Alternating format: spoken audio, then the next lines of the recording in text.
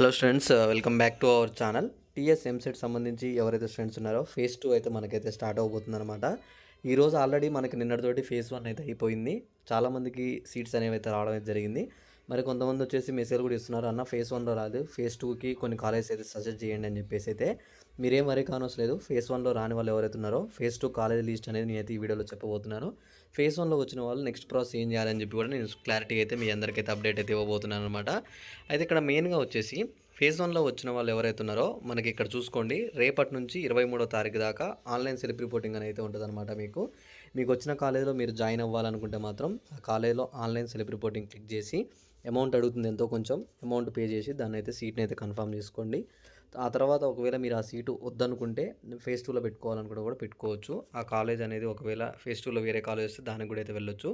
ఇక్కడ చూసుకోండి, ఫేజ్ 2 వచ్చేసి మనకి 26వ తారీఖు నుంచి అయితే స్టార్ట్ అవుతుంది.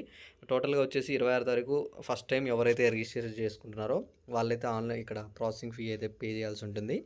ఆల్రెడీ ఫేజ్ 1లో చేసిన వాళ్ళైతే డైరెక్ట్ మీరు వెబ్ ఆప్షన్స్ పెట్టుకోవచ్చు అనమాట. ఇక్కడ చూసుకోండి, సర్టిఫికేట్ వెరిఫికేషన్ అవన్నీ మీకు అవసరం లేదు. డైరెక్ట్ మీరు 27వ తారీఖు నుంచి వెబ్ ఆప్షన్స్ అయితే పెట్టుకోవచ్చు. మళ్ళీ రిజల్ట్స్ వచ్చిన రోజు డైరెక్ట్ రిజల్ట్స్ అయితే చెక్ చేసుకోవచ్చు అనమాట.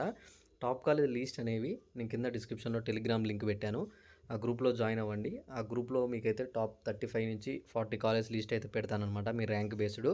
అక్కడ నా ఐడి కూడా ఉంటుంది, మీరు ఆ ఐడికి మెసేజ్ చేస్తే మీ కాలేజ్ లిస్ట్ అనేవి అయితే సెండ్ చేస్తాను.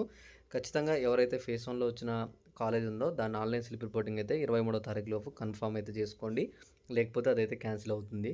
ఓకే, ఇంకా మీకు ఎటువంటి డౌట్స్ ఉన్నా ఒకసారి అయితే మెసేజ్ చేయండి టెలిగ్రామ్లో. ఇంకా మీకు ఏ చిన్న అప్డేట్ కావాలన్నా సరే టెలిగ్రామ్ గ్రూప్లో నేను అప్డేట్ ఇస్తాను, త్వరగా వెళ్ళైతే జాయిన్ అవ్వండి.